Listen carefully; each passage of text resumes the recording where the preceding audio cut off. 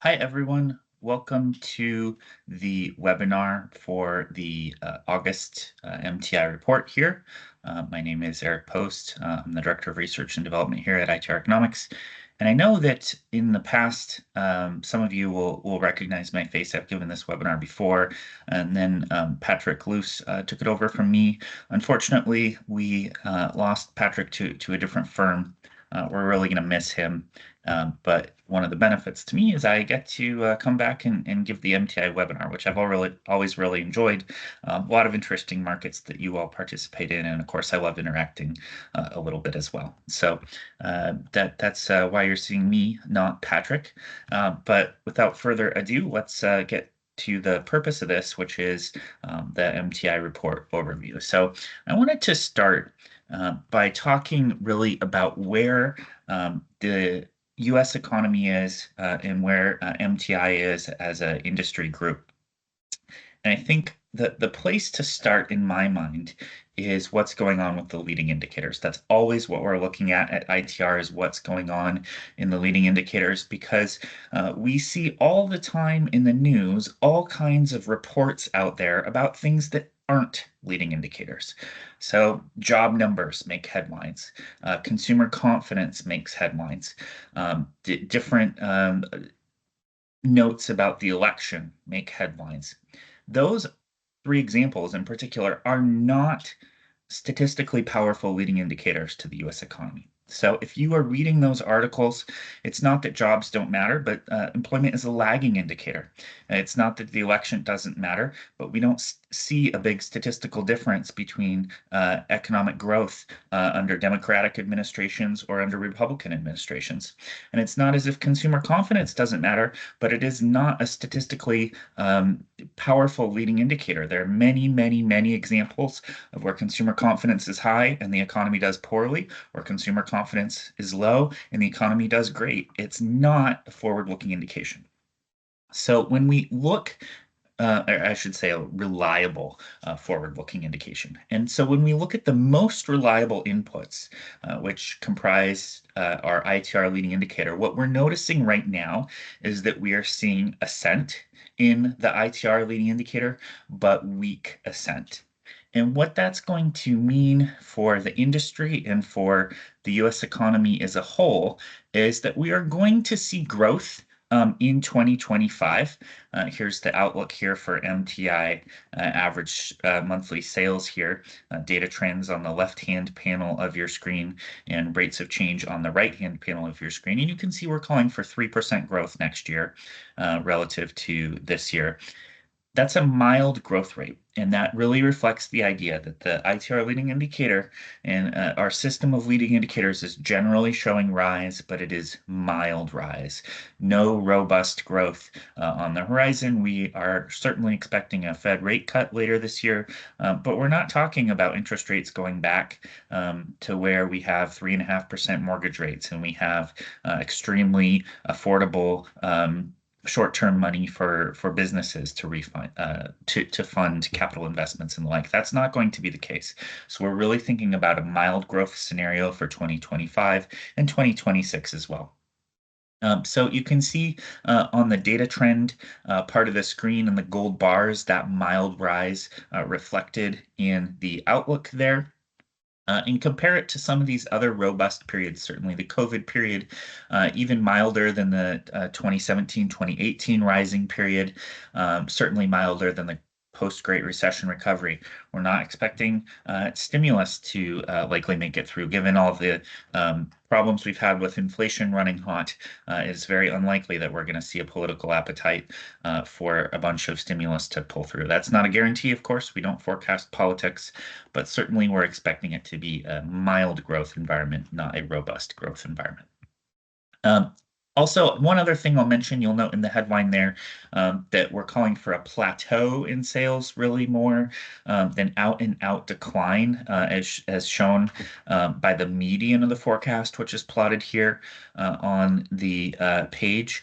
Really what we're looking at is that results are going to come in closer to the upper end of the forecast range, which is a little bit more flat than out-and-out decline. So flat to mild decline, that's what we want you thinking for the remainder of this year. And then mild growth, again, very mild growth for 2025 and picking up a little bit into 2026. But on a growth rate basis, you can see the peak growth rate here on the right-hand panel of your screen is markedly lower than the last few cycles on a year-over-year basis. So not calling for a robust period of rise, and that has implications for how you plan your business. But we'll get to those later. First, I really want to start with the macroeconomic trends because, of course, that's what's influencing the MTI performance and our expectations. So I wanted to start with U.S. industrial production. So this is our benchmark for the industrial sector of the U.S. economy. And on the bottom panel of your screen, you can see in green the 12-month moving average is basically moving sideways. So we've been in a period of very, very flat industrial activity. On the upper hand panel of your screen, you can see on a year-over-year basis, in dark green is our 12/12 rate of change, we're down 0.1% most recent 12 months compared to the 12 months prior. That's how to interpret that number. Gray line, we're up 0.5% most recent 3 months compared to those same 3 months a year ago.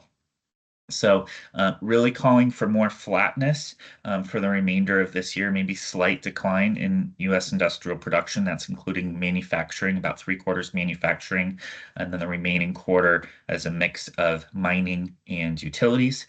But again, not a significant downward movement, more flatness than anything else, and then mild growth on tap for 2025 and 2026, just a hair over 2% growth for those 2 years. That's pretty mild compared to the past. And it's really a function, again, of some of those factors I already talked about. But I think the other thing to note is certainly not all sectors of industrial production are performing the same right now. And so let's take a look at some of those pieces here. One area that's been a real standout, not just in this cycle, but for a very long time, is the high-tech portion of T-Pro. You can see the 12-month moving average there in dark blue. And compare that to industrial production, excluding that high-tech part. So high-tech would include semiconductors, for example, communications equipment like 5G wireless, for example, things of that nature.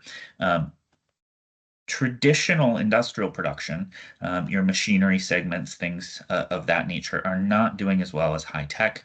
And we have much more of a flat trend or even slight decline trend in a lot of the volumes for these more traditional sectors, whereas high tech is growing, growing, growing. So that's certainly just something to keep in mind as we look forward. Is industrial production, of course, is putting all those things together into one singular indicator, but definitely not the same trends going on right now. Another trend that's really remarkable has been how much the auto industry has, until very recently, cushioned the cyclical downturn in industrial production. So in dark blue, again, you can see that 12/12 rate of change, that year-over-year growth rate for U.S. industrial production, total industrial production down 0.1%. But look, if you were to strip out automotive and teal here, you would have seen the growth rate come down quite a bit harder. So automotive has been another part of the economy that has been up until very recently doing a little bit better. We've had some pretty lean inventories going on, and automakers have been able to sell those for pretty profitable prices, and dealerships have been doing pretty good until more recently.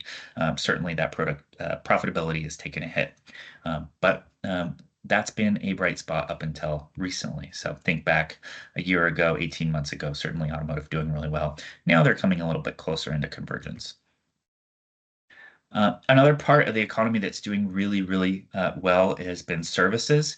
Services in the teal line, this is the services segment of GDP. So the 2/3 of GDP that is consumer spending based, most of that is services based. So whether you are getting a haircut, or you are hiring an accountant to do your taxes, or a lawyer to consult you on some legal matter, those would all fall under that services bucket. And very, very robust rise here really going on for quite some time, whereas we've seen industrial production flatline. So the economy certainly over the past couple of decades is transitioning more and more to that consumer-based, services-facing economy that is meeting the demands of consumers, and we've been seeing more of the industrial activity come from elsewhere. That doesn't mean we don't do a lot of industrial activity here in the U.S. Still, we of course do, but it's become more again high tech, less traditional fabricated metals and the like type segments. So another trend to be aware of. How else is that consumer doing? Well, I think one thing that we look at a lot here at ITR is how the consumer is doing on a retail sales perspective. So, in addition to services, of course, consumers are spending on retail goods. And if you're talking about spending online, whether that be, at a Walmart or an Amazon or something of that nature, consumers are doing really well. Middle and upper income consumers in particular are going out to eat plenty. Some of the areas that aren't doing so well, though, are things like building materials. That's your Lowe's and your Home Depots, as well as your local and regional building supply stores, lumber yards, and the like. Not doing well. Why is that? Well, that part of the economy is associated with sectors that are more interest rate sensitive, of course, those construction markets and remodeling markets. And that is an area of the economy that is not doing so well. Um, Certainly, other parts of the economy from the consumer perspective that aren't doing so well are anything related to lower income consumers. You may have seen just recently one of the dollar stores announced their earnings and was not doing well. If you think about lower income consumers in this cycle, yeah, they may probably have a job because the labor market is tight. But those are the folks who are heavily exposed to interest rate changes. They might have a credit card debt, for example, a student loan debt that they're repaying, versus a high income consumer who may have already paid off those debts or be benefiting from a low fixed mortgage rate on their home. They're much more likely to be a homeowner. And then, of course, another area that really hits those lower income consumers harder is high prices. And although inflation is easing, the price levels are still high. Inflation is the rate of rise in prices, but those price levels are high, and that's a painful reality, more so for lower income consumers than it is for higher income consumers. Lower income consumers also much less likely to have a stock portfolio. Of course, the stock market is up very, very significantly over the last few years. And so all of those effects are really creating a business cycle where on aggregate, the consumer is bending, they're not breaking. But you certainly have folks in the upper income and upper middle income thresholds that are doing significantly better than middle lower income folks and lower income folks. Those are the folks who are hurting more in this business cycle. When you look at all consumers, though, and specifically folks who are income earners, you can see that the income part of the economy is doing quite well. If you look at the teal line, that's income including transfer receipts. That's going to include most notably things like stimulus payments. That's caused this huge bubble during COVID. But from a normalization perspective, we are on that long-term trend, more or less, for real personal income over time. That's a very encouraging factor. So whether you include those transfer receipts in the teal line or you strip them out in the navy line, we're doing pretty well from an income perspective. That's very encouraging because when income is rising, that's going to facilitate increased spending. And even though we have some headwinds, higher interest rates and the like for the consumer, when those incomes rise, they are able to spend that money. So in addition to income, of course, we like to look at the debt side of the consumer. And when we look at aggregate debt, one thing that we note here at ITR is actually, I've been here since 2015, and one thing I've noticed over and over again, every single time credit card debt hits a record high, and by the way, it is almost always hitting a record high because of inflation, and people are spending more and more over time, including on their credit cards.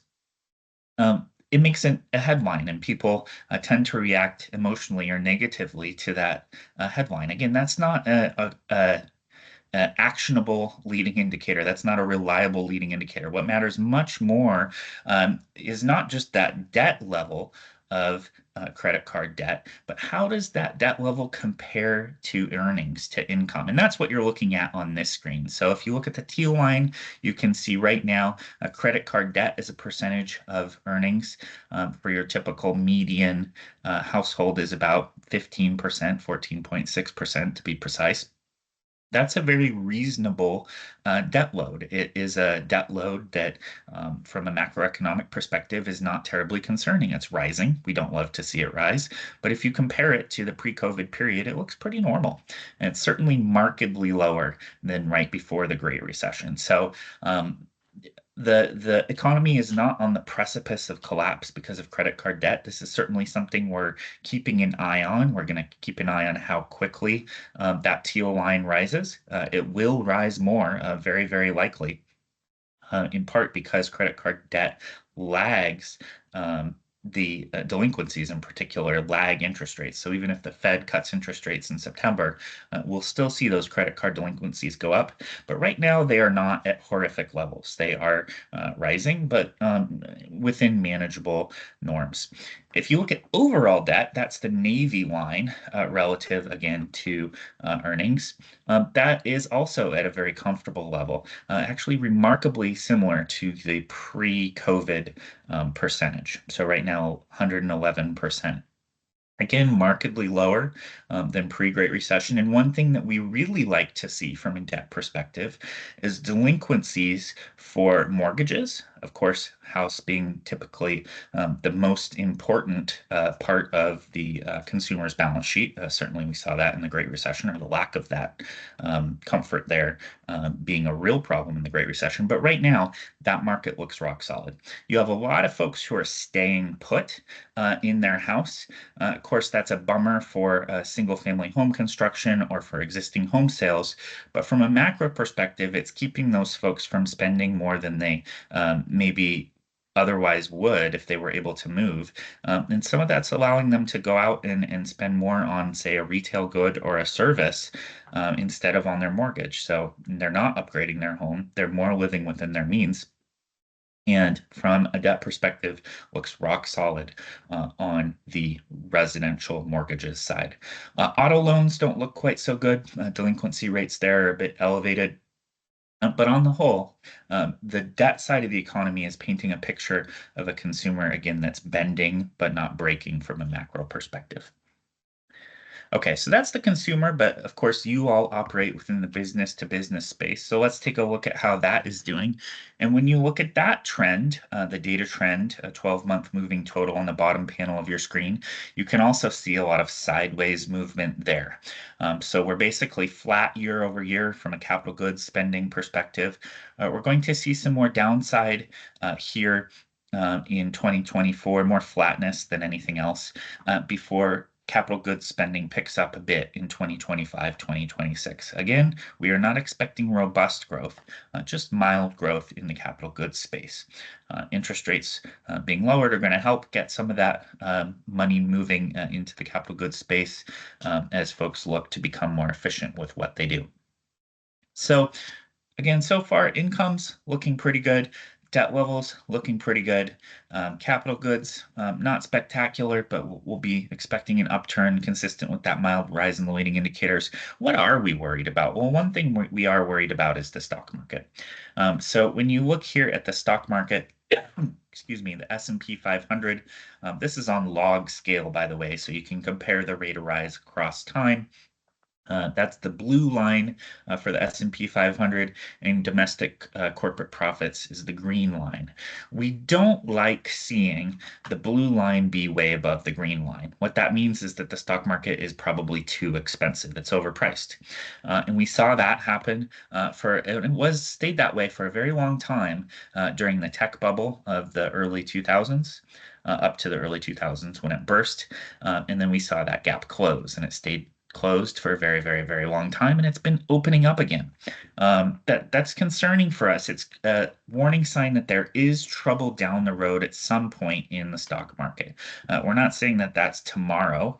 There has to be the conditions for that, but at some point that bubble is going to burst. And that is one factor that we're watching carefully to the downside. Another factor that you should be aware of, don't have a slide here for this, but I'm just going to mention this tangentially, is savings. Savings on an inflation-adjusted basis are quite flat right now.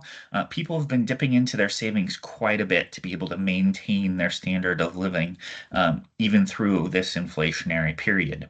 Um, that is a bit of a problem because it means people aren't in quite the robust financial position that they were, certainly when they were getting those stimulus checks and had those in their bank accounts to draw upon. They've drawn those down now. And so that is certainly another area we're watching with the consumer. But on the whole, if you have to look at it all together, I think you'd have to say the US economy is bending, but it is not breaking. Okay, let's take a turn to the pricing side of the economy here. So we're going to take a look at the consumer price index in Navy. That's the 312 rate of change. So you're looking at the most recent 3 months of consumer prices are up 3% compared to the same 3 months a year ago.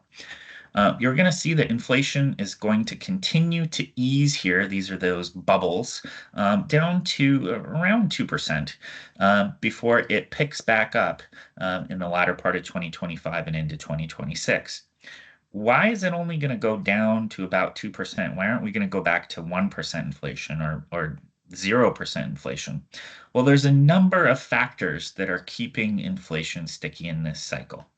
One we've already talked about a little bit or hinted about, construction and housing. Very, very still pretty lean inventories for homes. We've been building some more homes for sure, and we are seeing the supply of existing homes for sale go up, but it's still well below the long-term average. So that is a factor that is going to keep home prices elevated, and as home prices are elevated, of course, that'll be inflationary. Another part is the labor shortage.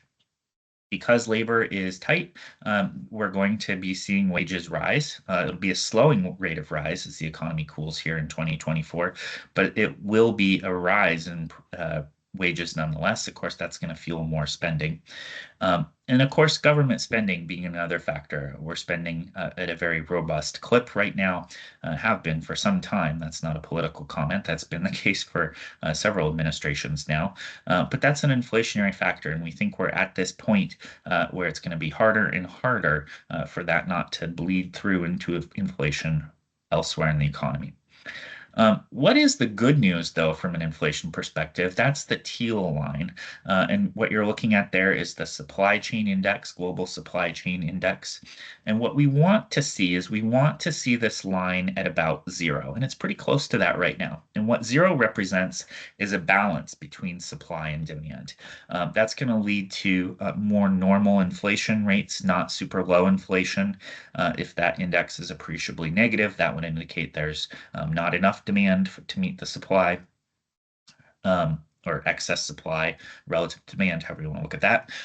Or certainly we didn't like seeing this giant spike up where there was not nearly enough supply to meet demand. That was very inflationary. So right now, a relatively neutral inflation in terms of reading going forward for the next few quarters because of this neutrality of the supply chain index, but we're worried about inflation as we get into the second half of the 2020s. You need to have a plan to be more efficient there, or you're going to find yourself in an uncomfortable position.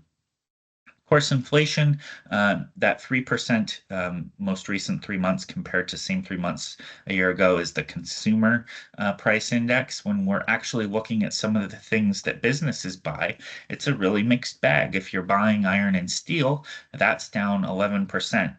Year over year, most recent 3 months to those same 3 months a year ago.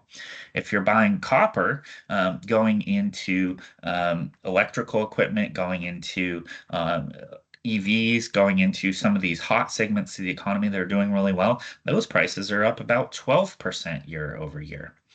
Most recent 3 months, again, the same 3 months a year ago. And if you're talking truck transportation, it's basically flat. So the moral of the story here is in this cycle in particular, we're seeing really, really differing inputs when it comes to pricing. And we want you to have a good handle on what your pricing is because it's moving quickly and everything is not moving the same.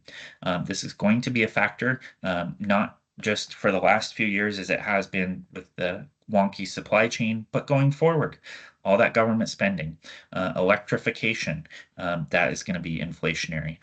AI, that's going to bleed into electricity prices. You can see up there, electric power is up 3.2% year over year. That's going to be an ongoing issue. That's not just going to be a temporary issue. So if you don't have a plan for how to control your costs, you're going to find yourself in a painful period. Another thing I'd like to take a quick look at on that painful side of the equation is manufacturing employees' average hourly earnings. If you're looking at the most recent 12 months, the average hourly wage there is $33.39. That's the lower panel of your screen. On the upper panel of your screen, you can see that that is up 5.1% year over year.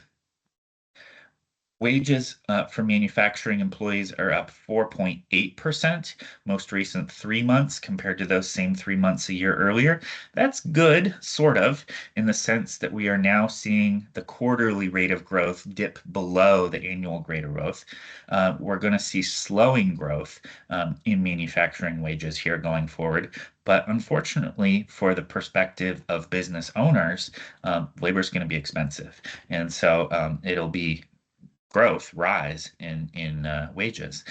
So that'll be a bit painful because you can see how much I'm just sort of amazed when I look at this chart.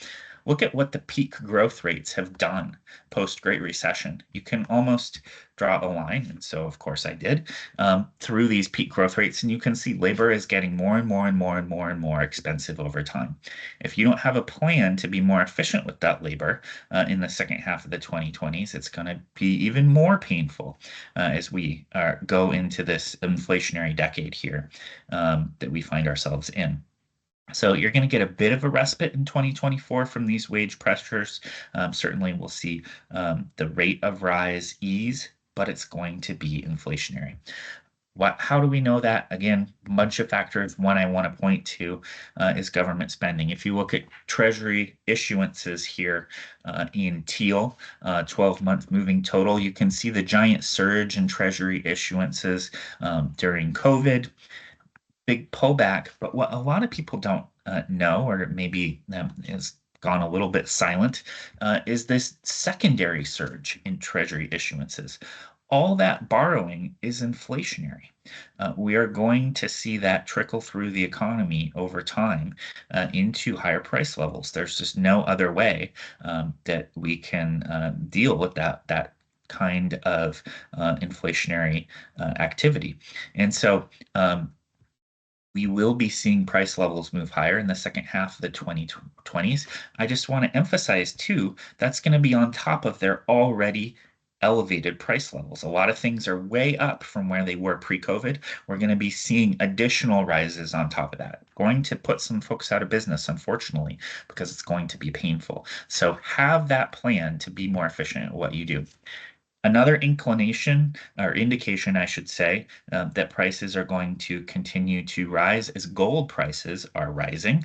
You can see up 22% their most recent 3 months compared to the same 3 months a year ago. That's about a 20-month leading indicator to the consumer price index there in Navy. Again, that 3% most recent 3 months to same 3 months a year ago.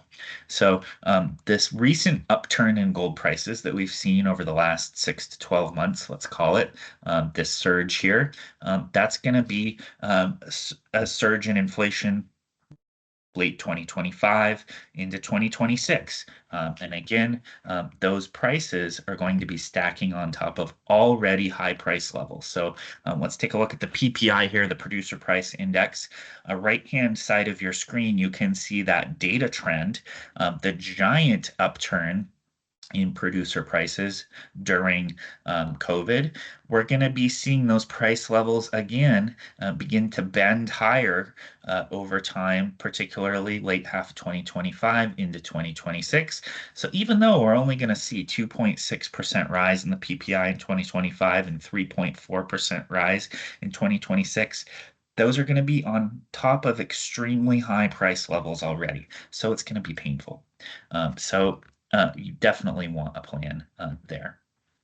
So, if I were to wrap up the economy for the US, what would I say? Well, one thing is there's going to be a lot of political noise over the next couple of months. Keep in mind that from economic growth perspective, we don't see a big difference in growth rates between Democratic administrations and Republican administrations.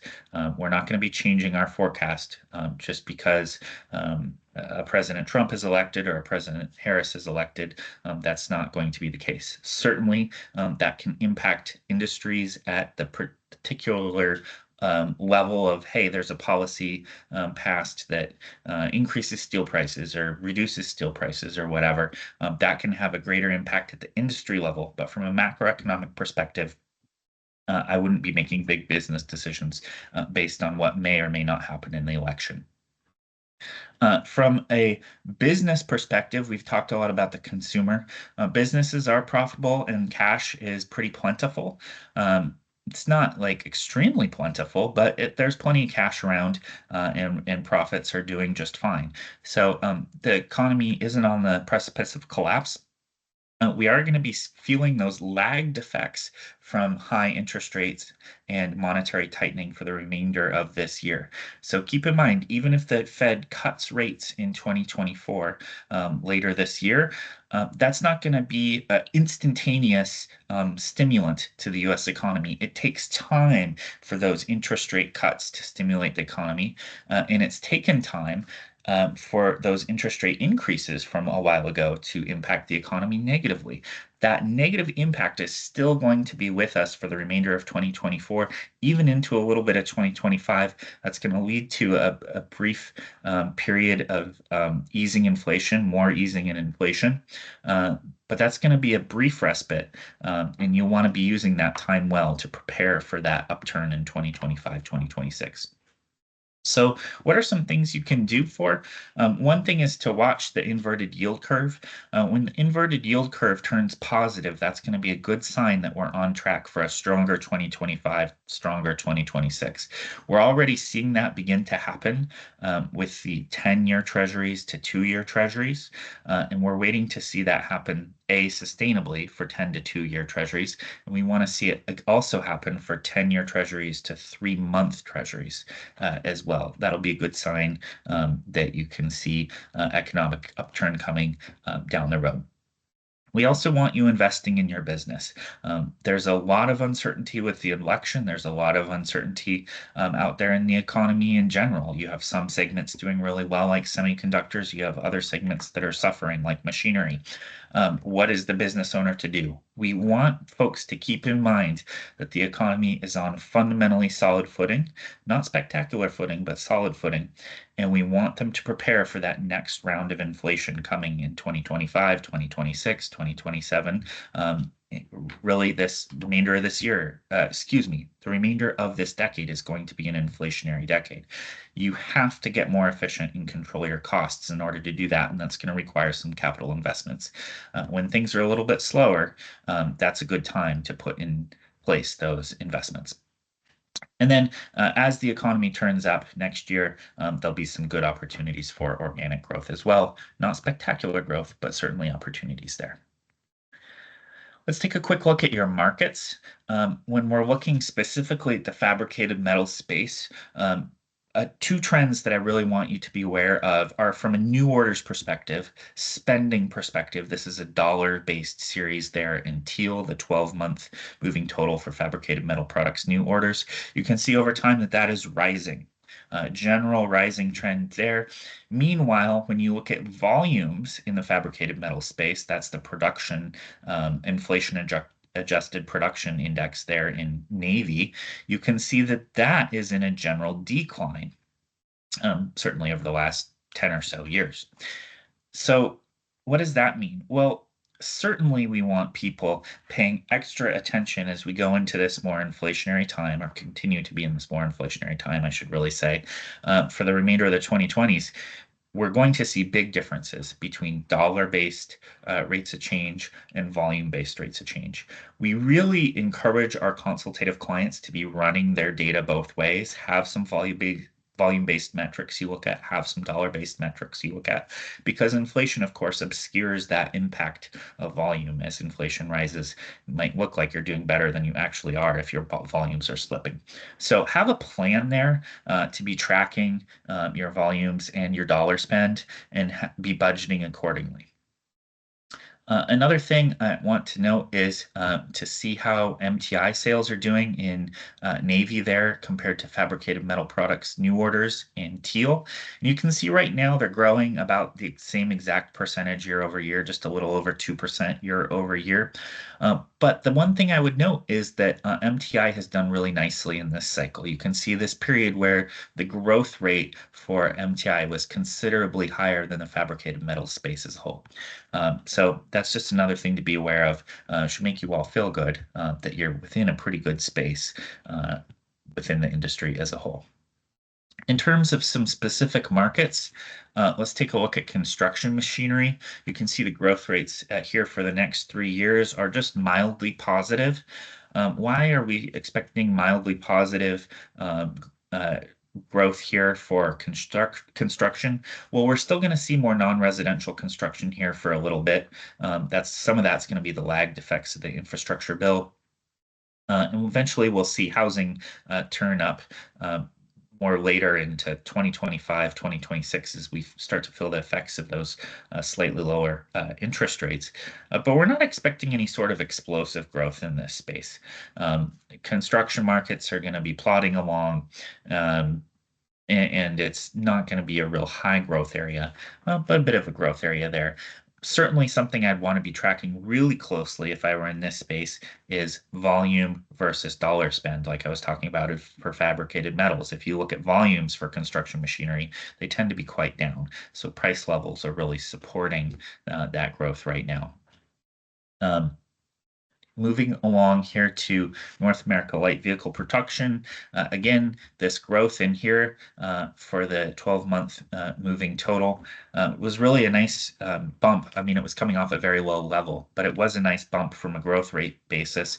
Unfortunately, we're through that period now, and we're going to be looking at a pretty weak remainder of 2024 into 2025. Interest rates are too high and there's too much economic uncertainty for consumers to be making those big ticket purchases.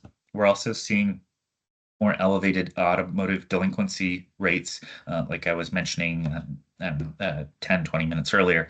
That's going to be a headwind to this space that we're going to have to work through. And just prices are very high. For cars in general. So all those are going to be headwinds that keep that level of activity certainly lower than we saw 2016, 2017 with a lot of the stimulus boosting this space, discounts and the like. When we move on to heavy truck, that series is beginning to tick down on a 12-month moving average basis. We expect activity to be going lower over the next few quarters as the economy slows. But then it'll turn up in 2025 and 2026. Again, milder growth rates expected. We are not expecting a voracious volume of freight to be moved around the country, but we'll see some economic growth, and that will translate to the trucking industry as well. Oil and gas has been on a really nice rising trend here for quite some time, and you can see that we're expecting mild rise, pretty mild rise, but rise nonetheless going forward for the next few years. Why is that? Well, one thing that's been really nice to see is firms have really adjusted. They had the really nasty downturn in the oil and gas industry in 2015-16, and of course, COVID was very painful for that space as well. And Wall Street and the firms have responded by being more disciplined and pressuring firms to be more disciplined with their cash. And we're not seeing as much speculative drilling. The industry in North America is on a much more solid, sustainable footing. So we will continue to see demand increase as the economy grows in 2025, 2026. Not as high of growth rates as we've seen in the past, but growth nonetheless. So this is a decent area to be aligned to, and we'll be seeing some organic growth come out of this industry.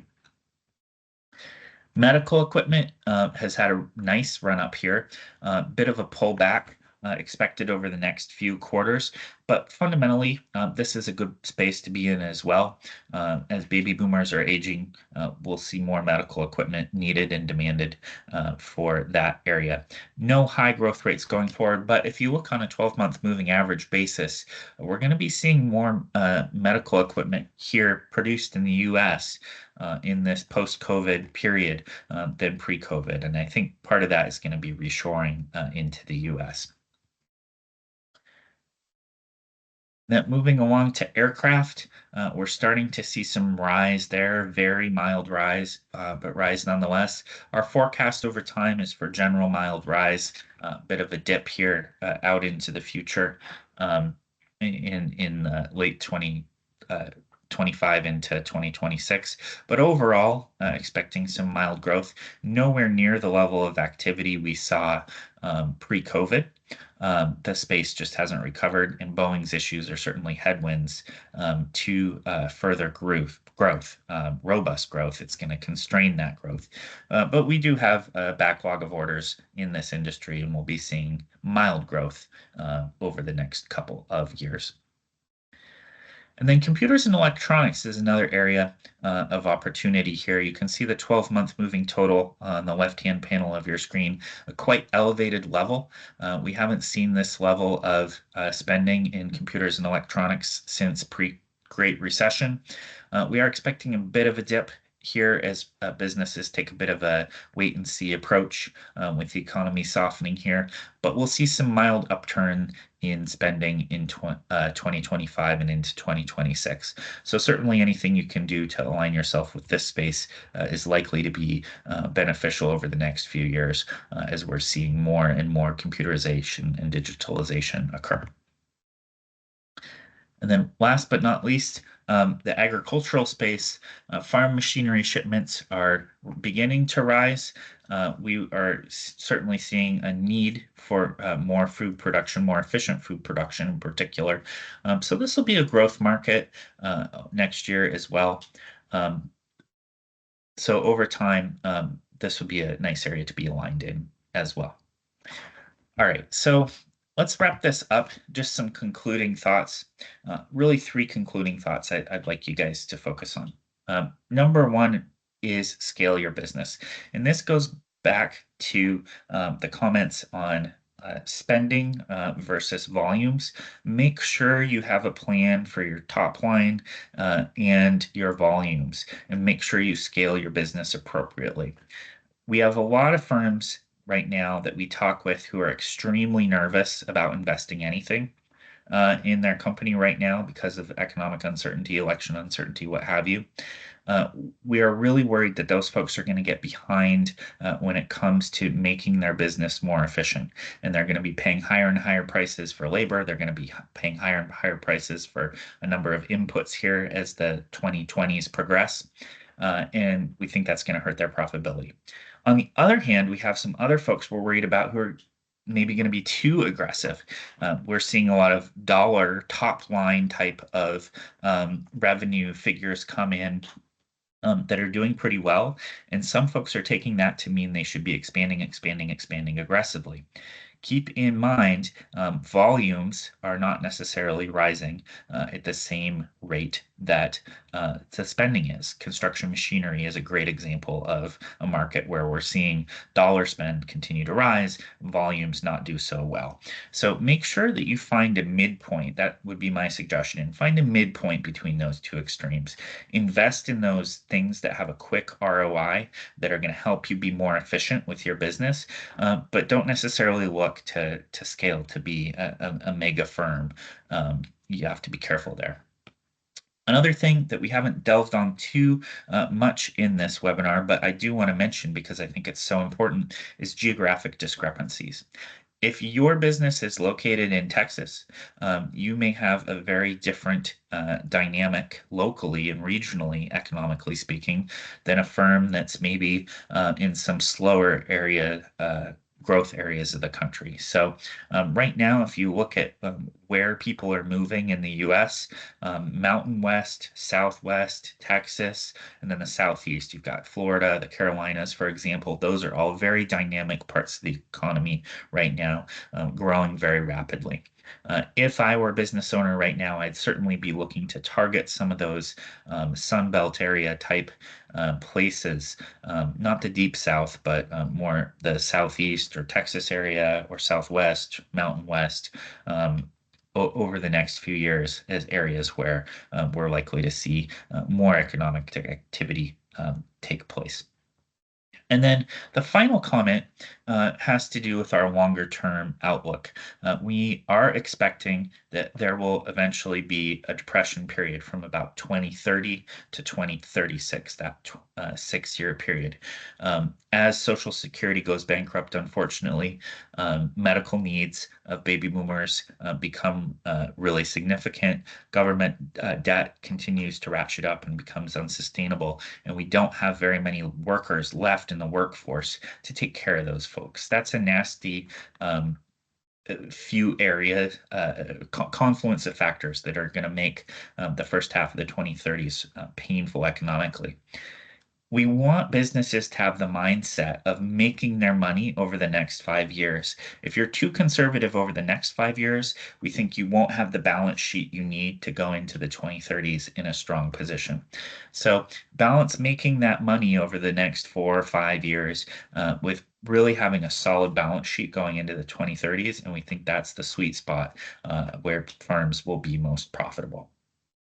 So I hope that this gave you a good sense of what's going on in the economy here today. If you have any questions, feel free to reach out to us here at ITR. We'd certainly be happy to talk with you.